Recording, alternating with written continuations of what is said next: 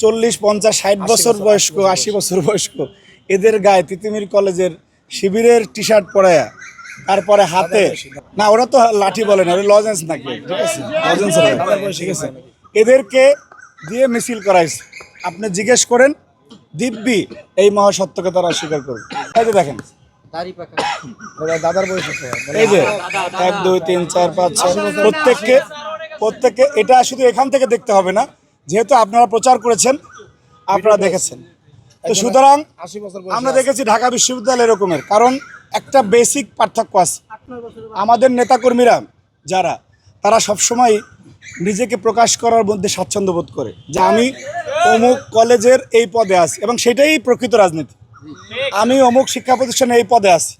কিন্তু তারা এই যে গুপ্ত থাকার কারণে তাদের একটা সুবিধা আছে, যে দেখা যাচ্ছে তিতুমিরের ছাত্র ঢাকা বিশ্ববিদ্যালয়ে গিয়ে, ঢাকা বিশ্ববিদ্যালয়ের শিক্ষার্থী জগন্নাথে গিয়ে তাদের কোনো প্রোগ্রামে, যে প্রোগ্রামগুলিতে তাদের লোক দেখানোর দরকার হয়, সেই প্রোগ্রামে তারা ওইভাবে থাকে। গুপ্ত থাকার অনেক সুবিধা আছে ওদের মাধ্যমে, ওদের দ্বারা আর কি। In the heart of the city rises a destination built for greatness.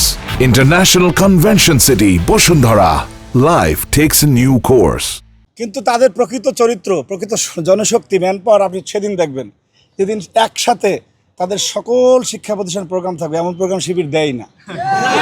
আপনি কোনোদিনও জাতীয়তাবাদী ছাত্রদল মনে করেন একটা প্রেস লিস্ট দিয়ে দিল যে আগামীকাল এই ঘটনার প্রতিবাদে বাংলাদেশের সকল শিক্ষা প্রতিষ্ঠানে বিক্ষোভ মিছিল হবে, আপনি শিবিরকে এই ধরনের একটা প্রেস লিস্ট দিতে কখনো দেখছেন? কখনো দিবেন, কখনোই দিবে না, ঠিক আছে। এবং দিলেও তারা সবাই মিলে এক জায়গায়, ওই যে সামনের সারির কিছু নেতা বাদ দিয়ে বাকিদেরকে যে গুপ্ত রাখে।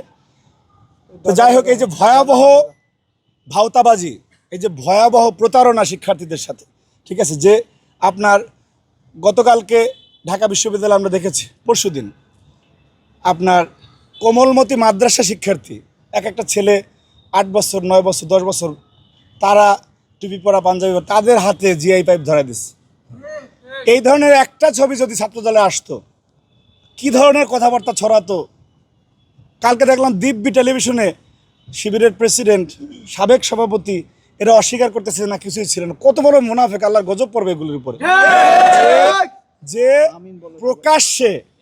প্রকাশ্যে সবার হাতে পাইপ নিয়ে কর্মসূচিতে এসে বসেছিল, তারপরে সেটাকে অস্বীকার করতেছে। এদেরকে বলে মুনাফেক। তো যাই হোক, তারা যে অস্থিতিশীল পরিস্থিতি তৈরি করতে চায়, তারা নিঃসন্দেহে ব্যর্থ হবে। কেন ব্যর্থ হবে? তারা যে কথায় কথায় বোঝাতে চায় যে এই বিপ্লব সকাল বিকাল বিপ্লবের কথা বলে, অথচ বিপ্লব যখন চলতেছিল তখন তারা সবজি কেনায় ব্যস্ত ছিল।